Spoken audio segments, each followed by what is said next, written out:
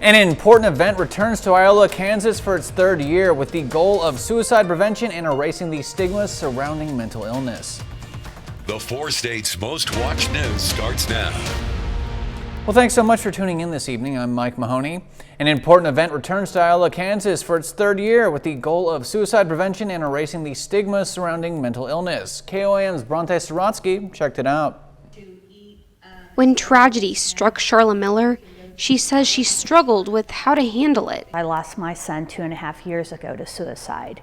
And so I just, like I said at his funeral, I had a letter read and it was like, why did God take my only son and show me how to learn from this tragedy? It's what drew her to start the Southeast Kansas branch of 13 Reasons to Fly. It's a mental health awareness workshop and suicide prevention workshop. It's a spin off of the Netflix 13 Reasons Why, which was how-to reasons to commit suicide. The new name creates a more positive take on talking about mental illness, which Miller says helps erase the stigma. Our main goal is to take the stigma away, and like I said, if we could just give one person a tool for their tool belt of life and just help them, to at least reach out. The workshop was filled with various activities and speakers in the hope of raising more awareness about youth suicide.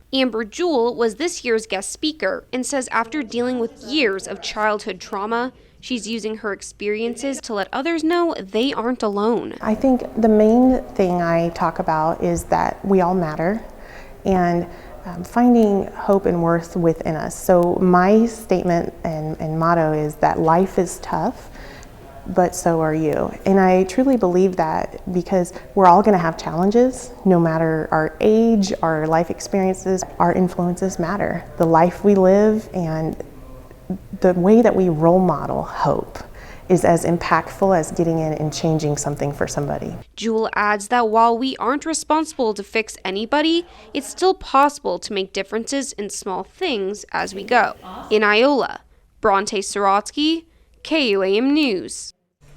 Well, today certainly felt pretty cold to me, but let's check in with the expert. Here is meteorologist Nick Kelly. Nick. McKinney's pretty quiet for much of the day as well, Mike, but as Doug advertised the other night, it was certainly quite a cold start to the morning with lows around 28, but we at least managed to drop back near 50 at Joplin Regional. Upper 50s, make that upper 40s to lower 50s. That's the right range across the rest of the region this afternoon. Before we saw the cloud cover really thicken back up once again. You see how earlier this evening we had a good band of rain work across mainly central and eastern parts of Missouri, but that's ahead of a storm system that's not quite done with us just yet. You saw that area of rain out of Nebraska. That's going to try and pay some of us a visit during the overnight. We're talking about well after midnight and still trying to linger by sunrise, but no matter what, we're all going to drop back near 40 to start the morning out. The day may start mostly cloudy on the other hand. Well, we'll see partly sunny skies return tomorrow and get afternoon highs back near 55. We'll break down the rest of the week, see if any more rain chances are on the way here in a bit, Mike. Sounds good, Nick. Thanks as always. Christmas may not be here yet, but some 4-staters are getting into the festive spirit a little bit early. The Carl Junction Leo Club brought back their holiday bazaar after having to cancel it last year due to the coronavirus. 50 vendors were on hand for the event, and they had items that weren't just strictly related to Christmas, although Christmas items were certainly available for purchase.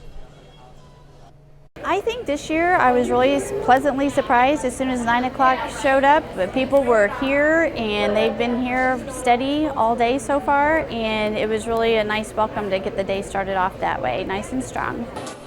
And the event also featured raffles for some fun holiday prizes. If you are planning to visit Galena sometime soon, you will need your patented Rusty's medicated bumper ointment, as Lightning McQueen himself is now calling the community his home. A number of folks gathered at famous Luigi's Pit Stop on Front Street in Galena today. Luigi's is home to a number of other Cars movie replicas, from Tractor Tip-In to the sheriff looking over everything. Kids and their parents took time to enjoy the other Cars characters until 1 p.m. when Lightning McQueen himself showed up to take his place in the city. And we're still going to add more. Don Welch, who was the inspiration for Sally, said, "You got to get me in there." So we're going to try to find us somebody to donate a Porsche and put her down here. And you can see Lightning and his friends at 205 East Front Street in Galena, Kansas. It is now time for us to honor one of our many 4-state heroes. And tonight we recognize Dwight Parks of Lamar, Missouri. Parks served as an airman first class in the U.S. Air Force, and he earned a Korean Service Medal and many other honors. Thank you, sir, for your courage and your service. For more information on all our 4-state heroes or to nominate your own, just log on to KOAMnewsnow.com.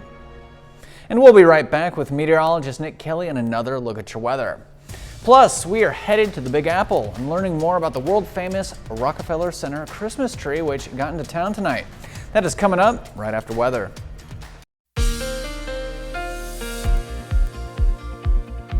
Well, as Doug advertised, we certainly started out with a freezing cold note this morning. We'll break down the numbers as we start to roll along here in our weather segment. But on the other hand, we kept things pretty quiet throughout the course of the day. The look from Indigo Sky outside of Seneca, Missouri has been quiet throughout the entire day, whether we're talking about the mostly sunny skies we had to start the day out, and certainly as the cloud cover started to pick up as we went throughout the course of this evening.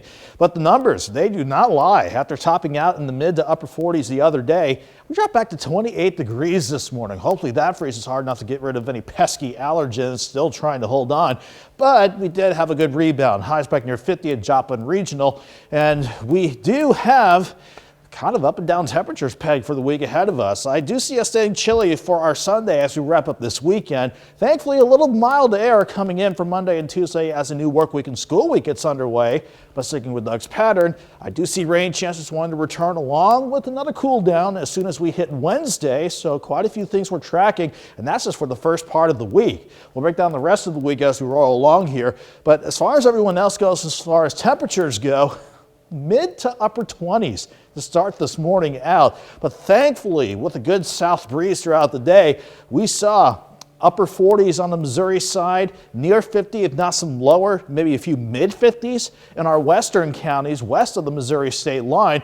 But throughout the course of this evening, we have seen temperatures not too keen on dropping off. You can see how during the 9 o'clock hour, we were seeing numbers still in the mid 40s. That's because we've had quite a bit of cloud cover pass on through. And you can even argue maybe a couple of showers trying to skirt around the Harry Truman Reservoir and Stockton Lake. But the more persistent rain with that batch has been confined to mainly central northern parts of Missouri. And cold enough where it's actually switching to snow in northern parts of Illinois. All ahead of our next storm system that we'll work on as we go throughout the course of the night. That's the cold front at the surface, but upstairs, it's this upper low that I've highlighted in the upper Midwest. That's what's dragging the front through as we go throughout the course of the night. In terms of how this plays out, though, we're going to have the cloud cover continue to come and go throughout the course of the night, but I want to take you to 2 a.m. We're dry, but here's 6 a.m. The next batch of rain that's sitting out in Nebraska, trying to work out in Nebraska rather, that wants to pay some of our northeastern counties a visit as we get the morning started. But this is the extent of our rain chances. As we go through the rest of the day, the cloud cover might need a little more persuading to clear on out, but we will see skies eventually start to turn partly sunny as we go throughout the course of the afternoon. And despite the cold front passing through, it's not bringing a lot of cool punch with it. We'll only drop up to 40 in the morning, 52 by noon, afternoon highs right around 55 degrees. But we do see skies eager to turn mostly clear for Sunday night, pretty much mainly clear for Monday morning, but we drop back near 40. But look at the highs eager to bounce back into the mid 60s with mostly sunny skies for Monday. That trend holds for Tuesday with highs back near 70.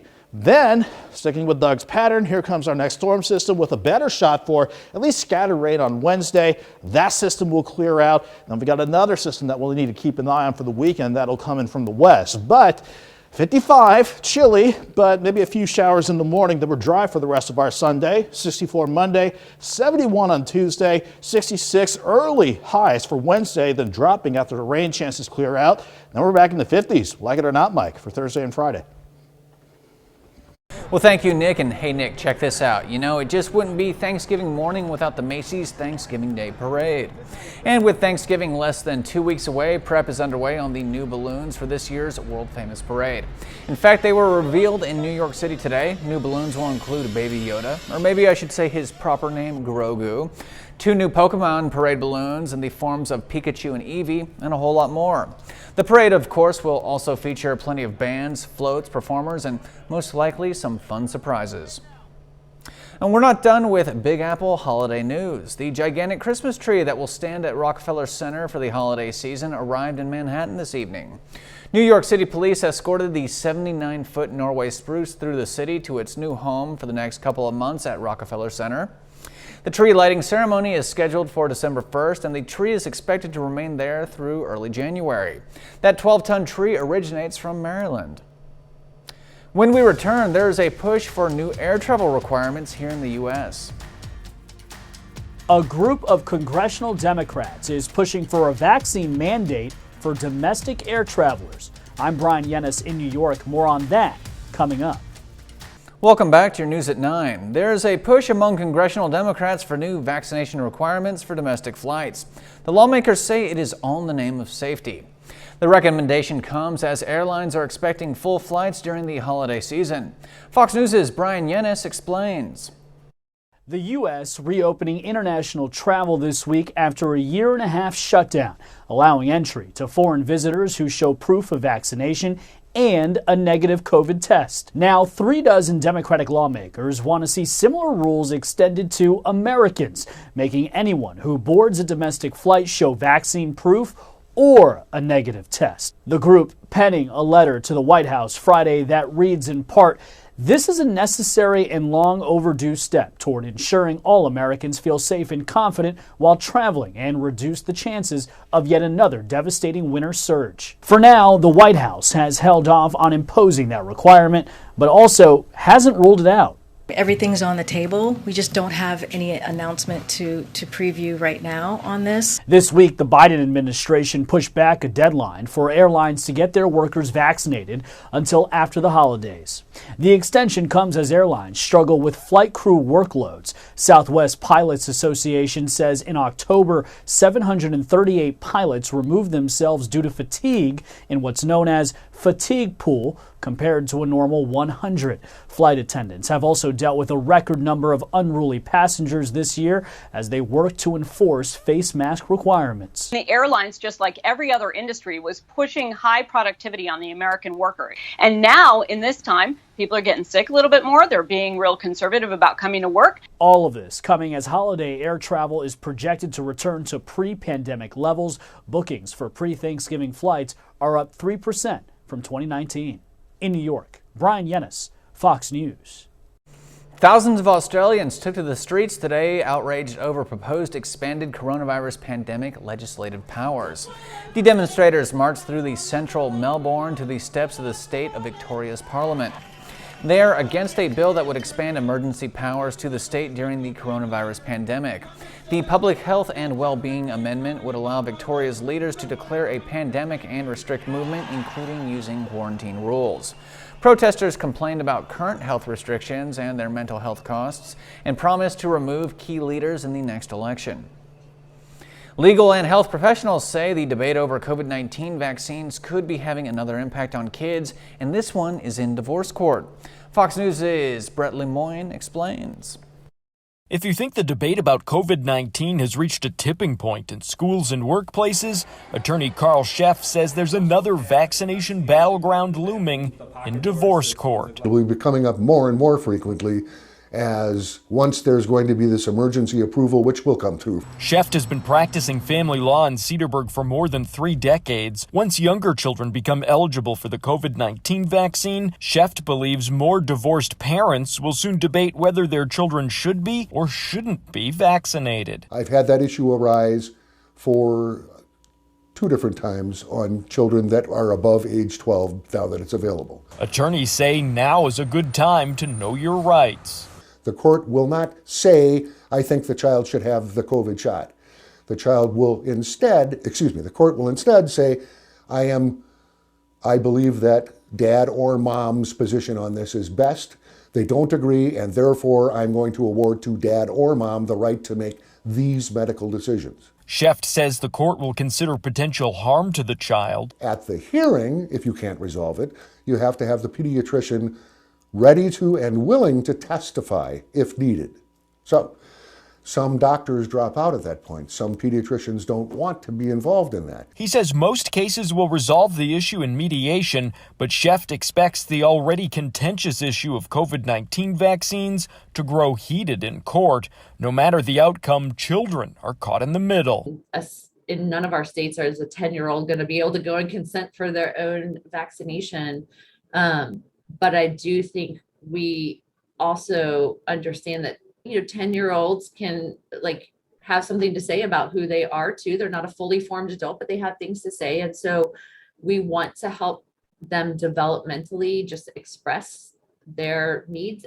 Dr. Stephanie Eakin is the regional medical director for Rogers Behavioral Health. She too is starting to see more conflict over vaccinations among divorced families, and it's taking its toll on kids. I do think that kids should talk to parents if they have feelings about how they're feeling about their own body and health.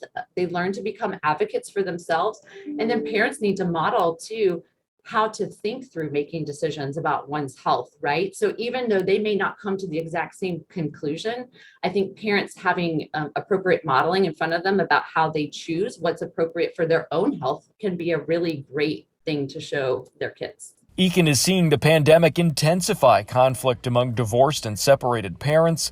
A therapist's office can often be neutral ground to resolve these issues before it heads to court. Both parents love them and are doing their best, right, to make the best decision. It doesn't always match up, but it's coming from a place of love. And so we just have to help them work through how to deliver that information. Back in Sheft's office, he leaves us with the same message he shares with all of his clients, a motto with new importance during the era of COVID-19. You started as friends, try and end as friends. Do it as friendly as you can because that's in your children's best interest. It always is. Still to come, Trump ally Steve Bannon finds himself in some major hot water over on Capitol Hill. A longtime ally of former President Trump has been indicted by a federal jury. I'm Lauren Blanchard in Washington. What his defiance of a congressional committee means for others. Controversy continues surrounding Attorney General Merrick Garland's October 4th memo directing the Department of Justice to look into threats of violence made against school board members. Fox News' Alexandria Hoff has the latest. The White House confirmed to Fox News that they did indeed contact the Department of Justice to discuss parent-school board interactions, but added that the DOJ took enforcement action on their own. The action that the Biden administration is distancing itself from is the memo released by Attorney General Merrick Garland announcing FBI involvement in school board disputes. National School Board Association documents obtained by Fox News show that the group met with the White House as early as September 14th, discussing, quote, concern over the current climate for school board members, and that the association was actively engaged with the Department of Justice. In that document, they also took credit for the October 4th DOJ memo after sending a letter to the president 5 days prior likening some parents to domestic terrorists. Did you help the National School Board Association put together the letter? Again, not. I have had no such conversations. I would be surprised if that happened, but I don't know. We now know that someone within the DOJ was at least in the loop after being contacted by the White House. Here's former Acting Attorney General Matt Whitaker earlier today. Those are serious tools that law enforcement has, and to sic that on parents that are merely voicing their concerns about critical race theory and other things being taught in schools, it should never have happened, but the speed with which it happened shows that the Department of Justice was clearly coordinating. Last month, the National School Board Association apologized for the wording used in their letter to the president. The DOJ, though, has not rescinded their memo and stands by Garland's testimony. In Washington, Alexandria Hoff, Fox News. Steve Bannon, a top ally of former President Trump, is facing indictment for failing to answer questions from Congress, and he is not the only member of the Trump administration being sought by lawmakers. Fox News' Lauren Blanchard has more from our nation's capital. Steve Bannon, longtime aide to former President Trump, has been indicted by a federal jury for failing to comply with a congressional subpoena. He's facing 2 counts of contempt of Congress. First, for not appearing before the January 6th Select House Committee, and second, for refusing to turn over requested documents. I think you're going to see this cascading of rulings coming against Donald Trump, coming against people like Bannon and Meadows. Bannon's lawyers said he didn't comply because the testimony and documents requested might be protected by executive privilege. Former President Trump has also pushed back through the legal system to stall the release of documents surrounding January 6th. The president has no ability to declare kind of executive privilege or to stop this. And we also see a very accelerated timeline to hear this case. The DOJ notes Bannon is still presumed innocent until proven guilty. But if so, each count could mean 30 days to 1 year in prison plus fines up to $1,000. President Trump's former chief of staff, Mark Meadows, also defied a subpoena Friday to appear before the committee. Mark Meadows, call your office because your refusal to show up today is probably not going to be looked upon kindly at the Department of Justice. It's expected Bannon will surrender himself and appear in a federal court on Monday. In Washington, Lauren Blanchard, Fox News. Still to come, a world-famous dolphin has passed away. Winner the Dolphin became a movie star who inspired people around the globe after using a prosthetic tail to overcome an injury. You'll learn more about her inspirational tale when we return. Welcome back to your KOAM News at 9 on Fox 14. Listening to your favorite song may help improve your mood, but new research suggests it also improves your overall brain function. Researchers from the University of Toronto studied the brain activity of 14 participants while they listened to playlists of their favorite songs and new music. Scans show the patients' brains were more active in the auditory cortex while listening to the new music, but had activated a deep encoded network of the prefrontal cortex while listening to their favorite tunes. Researchers say the results show promise in helping patients with Alzheimer's, dementia, and brain injuries improve their brain function and memory. Winter the Bottlenose dolphin, who inspired people around the world and was made famous by the Dolphin Tale movie, has died at the age of 16. The announcement comes after officials at the Clearwater Marine Aquarium in Florida announced that they were treating the dolphin for a gastrointestinal infection. But despite nonstop care and treatment, Winter passed away Thursday evening. Winter was fitted with a prosthetic tail after getting caught in a crab trap when she was 2 months old. Her ability to adapt inspired many, including those with prosthetics, and even made her a movie star. Well, don't go anywhere. We have got a lot more news headed your way, as well as another look at your weather with meteorologist Nick Kelly and your KOAM Sports Report with Danny Terzer. That's all coming up right here in your KOAM News at 9 on Fox 14. A significant ruling in the Kyle Rittenhouse trial that could help prosecutors get a conviction in this case. I'm Alexis McAdams in Kenosha, Wisconsin. All of those details coming up. We're learning more about a potential win for prosecutors in the case against Kyle Rittenhouse as the trial is set to wrap up next week and go into the hands of the jury. Fox News' Alexis McAdams has the latest. Judge Schroeder ruling Friday that jurors will now be allowed to consider lesser charges in some counts against Kyle Rittenhouse. Decision will be to submit the case to the jury with the provocation instruction, and you can argue the strength or lack of strength of the respective evidence. That means the jury will now have to decide whether Rittenhouse provoked one of the men he shot that night. If prosecutors can prove that he did, it would negate his claims of self-defense. You see the very distinct motion of him raising his arms, and you see the black gun being raised. Legal experts say the judge's decision could help prosecutors secure a conviction, but it would also mean that Rittenhouse would not face a life sentence. The Illinois teen has pled not guilty to multiple charges, including first-degree intentional homicide. Rittenhouse did testify in his own defense this week, maintaining that he didn't want to shoot anybody. He could have ran away instead of trying to take my gun from me, but he kept chasing me. It didn't stop him. He wanted to go take the stand, and he wanted to tell what happened to him that night. Wisconsin's governor has put hundreds of National Guard troops on standby ahead of this verdict. Just last summer, more than 100 businesses in Kenosha were either badly damaged or destroyed during protests following the police shooting of Jacob Blake. Authorities here now bracing for more potential unrest. Closing arguments are set for Monday. In Kenosha, Alexis McAdams, Fox News. Police and EMS responded to a grim discovery in Lake County, Indiana this week. According to local media, the body of a female toddler was discovered in the lake. ABC 7 Chicago reports that a man has been charged with the murder of the toddler's mother, Janiah Murphy. That man, 26-year-old Emil Fowler, has not been charged with the toddler's death, but police say they anticipate additional charges as the investigation continues. We'll be right back with meteorologist Nick Kelly and another look at your weather. Stay tuned.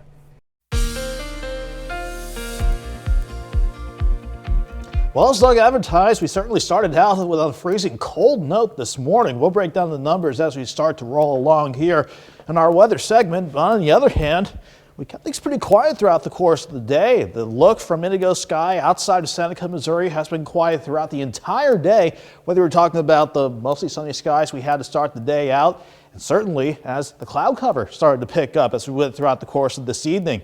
But the numbers, they do not lie. After topping out in the mid to upper 40s the other day, we dropped back to 28 degrees this morning. Hopefully that freezes hard enough to get rid of any pesky allergens still trying to hold on. But we did have a good rebound. Highs back near 50 at Joplin Regional. And we do have kind of up and down temperatures pegged for the week ahead of us. I do see us staying chilly for our Sunday as we wrap up this weekend. Thankfully, a little mild air coming in for Monday and Tuesday as a new work week and school week gets underway. But sticking with Doug's pattern, I do see rain chances wanting to return along with another cool down as soon as we hit Wednesday. So quite a few things we're tracking, and that's just for the first part of the week. We'll break down the rest of the week as we roll along here. But as far as everyone else goes, as far as temperatures go, mid to upper 20s to start this morning out. But thankfully, with a good south breeze throughout the day, we saw upper 40s on the Missouri side, near 50, if not some lower, maybe a few mid 50s in our western counties west of the Missouri state line. But throughout the course of this evening, we have seen temperatures not too keen on dropping off. You can see how during the 9 o'clock hour, we were seeing numbers still in the mid 40s. That's because we've had quite a bit of cloud cover pass on through. And you can even argue maybe a couple of showers trying to skirt around the Harry Truman Reservoir and Stockton Lake. But the more persistent rain with that batch has been confined to mainly central northern parts of Missouri. And cold enough where it's actually switching to snow in northern parts of Illinois. All ahead of our next storm system that we'll work on as we go throughout the course of the night. That's the cold front at the surface, but upstairs, it's this upper low that I've highlighted in the upper Midwest. That's what's dragging the front through as we go throughout the course of the night. In terms of how this plays out, though, we're going to have the cloud cover continue to come and go throughout the course of the night, but I want to take you to 2 a.m. We're dry, but here's 6 a.m. The next batch of rain that's sitting out in Nebraska, trying to work out in Nebraska rather, that wants to pay some of our northeastern counties a visit as we get the morning started. But this is the extent of our rain chances. As we go through the rest of the day, the cloud cover might need a little more persuading to clear on out, but we will see skies eventually start to turn partly sunny as we go throughout the course of the afternoon. And despite the cold front passing through, it's not bringing a lot of cool punch with it. We'll only drop up to 40 in the morning, 52 by noon, afternoon highs right around 55 degrees. But we do see skies eager to turn mostly clear for Sunday night, pretty much mainly clear for Monday morning, but we drop back near 40. But look at the highs eager to bounce back into the mid 60s with mostly sunny skies for Monday. That trend holds for Tuesday with highs back near 70. Then, sticking with Doug's pattern, here comes our next storm system with a better shot for at least scattered rain on Wednesday. That system will clear out. Then we got another system that we'll need to keep an eye on for the weekend that'll come in from the west. But 55, chilly, but maybe a few showers in the morning that were dry for the rest of our Sunday. 64 Monday, 71 on Tuesday, 66 early highs for Wednesday, then dropping after the rain chances clear out. Then we're back in the 50s, like it or not, Mike, for Thursday and Friday. Thanks again, Nick. And hey, Nick, take a look at this. Hot air balloons lit up the Friday night sky over in Mexico. After being forced to hold a virtual event last year due to the COVID-19 pandemic, the Leon International Balloon Festival was finally able to take place. People from across the globe traveled to Mexico to watch the colorful hot air balloons float in the sky, as well as enjoy traditional dance and music shows. This year's festival may not have been as big as those in previous years, but that didn't stop people from having a ton of fun. This is the 20th year that the 4-day festival has taken place. All right, stay right there, sports fans. In just 2 short minutes, we have got your KOAM Sports Report with Danny Terzer. It's coming up. The Missouri Southern Lions aim to snap a 3-game skid today in their final game of the regular season. Missouri Southern on the road against 24-ranked Washburn. First quarter, Dawson Hurl connects with Jaden Stoshak. Stoshak runs it in for the touchdown, 31 yards.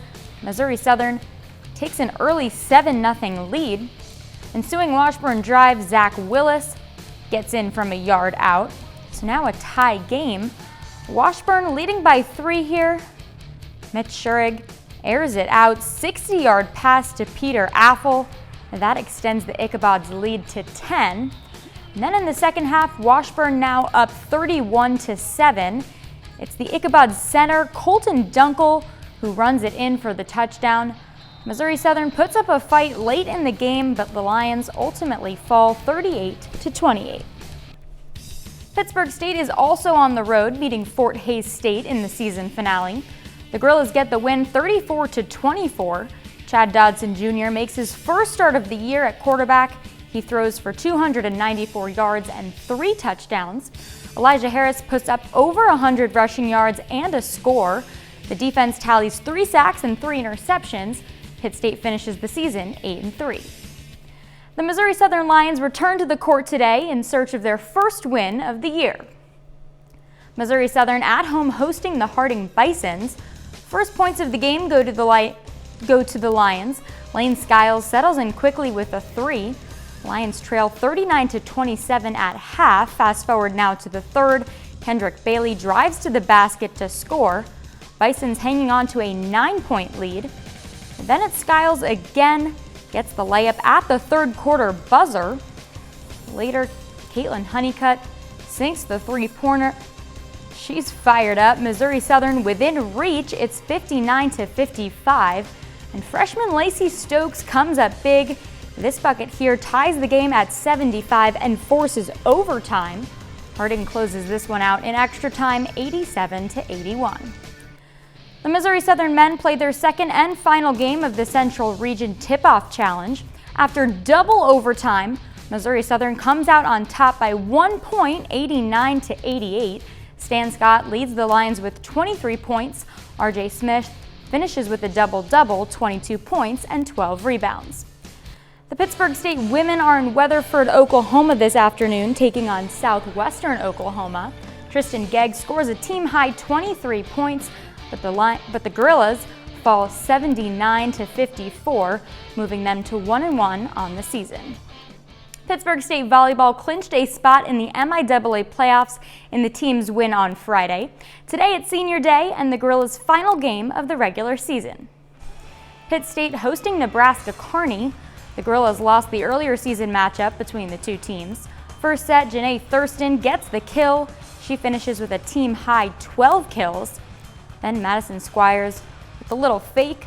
The Lopers take set 1, 25-18. Second set, Nebraska Kearney leads the entire way. Emerson Sizza there. They go on to win it 25-15. Final set, Brianna Richard sets it to Hope White. But Nebraska Kearney pulls away in the third. Pitt State falls in straight sets to end the regular season. Missouri Southern's season concludes today with a match against Fort Hays State. The Lions fall 3-0. Senior Cece Pollard leads the team with 8 kills. The Lions finish the season with a 4-26 record. The Neosho Wildcats are still rolling in the postseason. Today is the quarterfinal round of the Class 3 state tournament. Neosho facing Glenville. Wildcats trail 3-0 in the second half, but they mount a comeback behind 2 goals from Gabrielle Zapete, but it's not enough. Neosho falls 3-2. The Wildcats finish the season 14-5. We'll be right back with more news. Inflation is having an impact on almost everything in 2021, and that means your Thanksgiving feast will most likely cost you a lot more. Fox News' Chris O'Connell takes a look. Well, it doesn't matter if it's a supermarket, shopping mall, or online. The price of just about everything has gone up these days. Inflation, the highest it's been in decades, and it won't be coming down for the holidays. From gas to food to housing, 2021 has been sticker shock, leaving many of us feeling, well, I'm broke. No. You're feeling it. It is expensive. Everything's like almost doubled. The Esparza family from Ridley Park is feeling the inflation pinch like many of us. Tonight, we went grocery shopping for a typical Thanksgiving dinner at a Delco ShopRite to show you how much prices have gone up. We use the Farm Bureau's annual Thanksgiving dinner cost survey to compare. For instance, in 2020, a 16-pound turkey was $19.39. This year, more than $23 for the same bird. Sweet potatoes are up over $1, peas up 60 cents. Inflation right now is about 6.2%, the highest it's been in 30 years. Credible.com personal finance expert Dan Riccado says supply chain issues, labor shortages, and higher gas prices are the root causes of inflation. I suspect we're going to see this carry on through early part of 2022, at least. Certainly for this holiday season, it means that you and I are going to be spending more money, throwing a party, and giving gifts. Back at the supermarket, a grand total of our Thanksgiving dinner was $51.25, more than 20% over last year's list. No surprise for the Esparza family, who are trying to make more, to pay for more. It's hard. It's very We keep hard. working. Yeah, overtime. We You have both to work. He We works both work. as much overtime as he can. And not to be a Grinch, but these high prices most likely will continue into 2022. And by the way, all the food we bought here tonight we'll be donating to the Media Food Bank.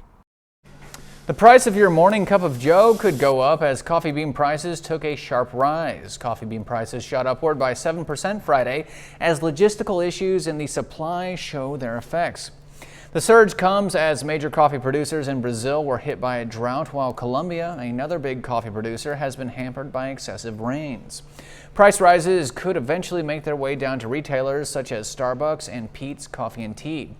Other factors affecting coffee prices include higher costs for fuel, fertilizer, and a labor shortage. We're not done yet here on your KOAM News at 9 on Fox 14.